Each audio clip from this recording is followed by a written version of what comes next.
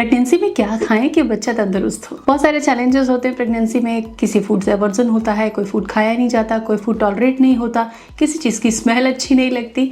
ऐसे में आज मैं कुछ चीज़ें आपके लिए लेकर आई हूँ कि बच्चे को कैसे मजबूत बनाएं, उसका सही से वेट गेन कैसे कराएं।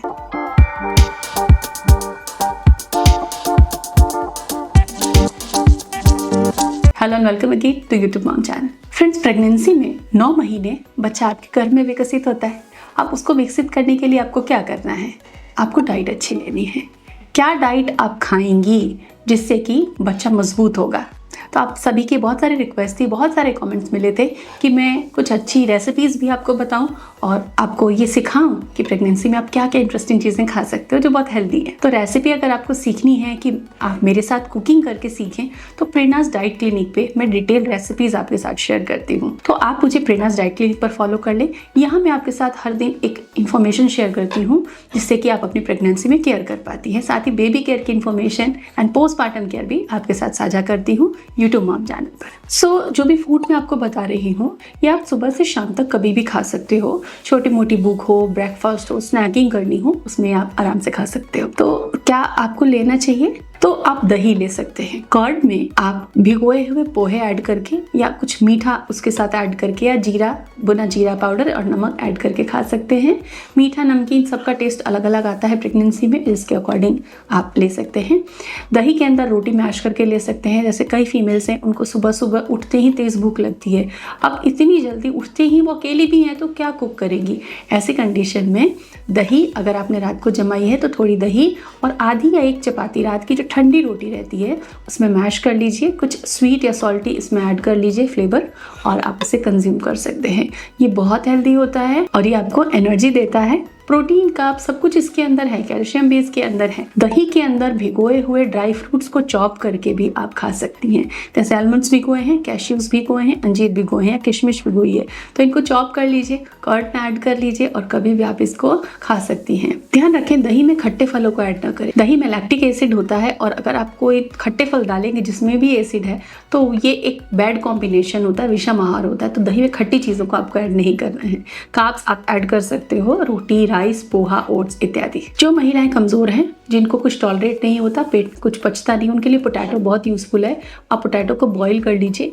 बॉईल करके आप उसके जिस तरह भी उसमें फ्लेवरिंग करना चाहें, onion, tomato, coriander, green chilli या दूसरे vegetable, beetroot, beans, peas, corn, कुछ भी ऐड करके कटलेट्स बना सकती हैं।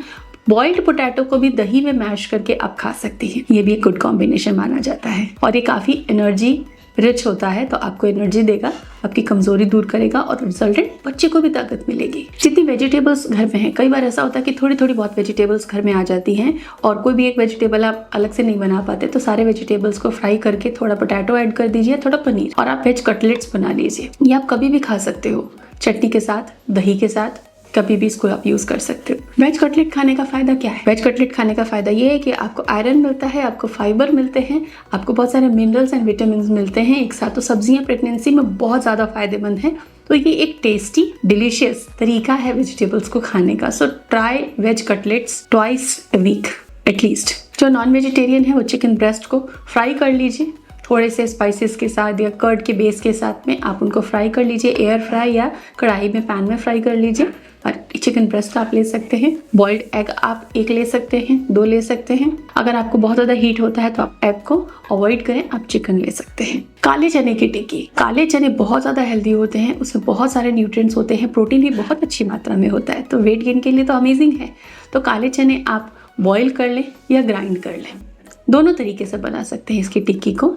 तो तवे पे इसकी मोटी टिक्की आप सेक सकते हैं, चीला सेक सकते हैं। अगर बैटर आपने पतला बनाया है तो किसी भी तरीके से काले चने को ग्राइंड करके या बॉईल करके, मैश करके आप टिक्की या चीला एंजॉय कर सकते हैं और उसमें अपनी पसंद की वेजिटेबल्स भी ऐड कर सकते हैं।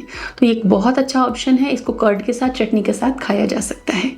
ये वेट गेन के लिए और हेल्दी रहने के लिए, प्रेगनेंसी में बच्चे को नरिश करने के लिए बहुत अच्छी चीज़ें हैं। काबुली चने के भी आप बहुत बेहतरीन स्नैक्स प्रिपेयर कर सकती हैं। तो काबुली चने आप भिगो दीजिए, जिनको हम छोले कहते हैं, और भिगोने के बाद में जब आपको प्रिपेयर करना हो 6 से 8 घंटे बाद जितने काबुली चने लिए उतनी कोई ग्रीन पत्तेदार सब्जी ले लीजिए, पालक या धनिया ले सकती हैं। गार्लिक और कुछ और फ्लेवरिंग सीजनिंग चीज़ें डाल के ग्राइंड करें और इसकी भी आप टिक्की या बॉल्स के रूप में एयर फ्राई में या कढ़ाई में सेक कर इसको खा सकती हैं। इसको भी दही या चटनी के साथ खाया जा सकता है। काफ़ी फिलिंग होता है, डिलीशियस होता है और काफ़ी न्यूट्रिशियस भी होता है। बच्चे का वेट गेन कराना है तो बीन्स बहुत यूज़फुल चीज़ें हैं वेजिटेरियन लोगों के लिए। तो जैसे राजमा आपने भिगोया, अब आप उसको बॉईल कर लीजिए, 2-3 सीटी लगा लीजिए। उसके बाद आप राजमा को अनियन टोमेटो के साथ फ्राई कर लीजिए। थोड़ा सा गरम मसाला या फिर ब्लैक पेपर और काला नमक डाल के, हरा धनिया, नींबू का रस डाल के आप राजमे का ये डिलीशियस स्नैक्स कभी भी खा सकते हैं। एज ए साइड डिश इसको आप यूज़ कर सकते हैं। तो ये चीज़ें आप ज़रूर प्रेगनेंसी में खाएं। आपका टेस्ट इन्हांस होगा, आपका मूड अच्छा होगा, बच्चे को हेल्दी रखने में आपको हेल्प मिलेगी, बच्चे का वेट गेन अच्छे से होगा एंड आप भी फिट रहेंगी। Thanks for watching.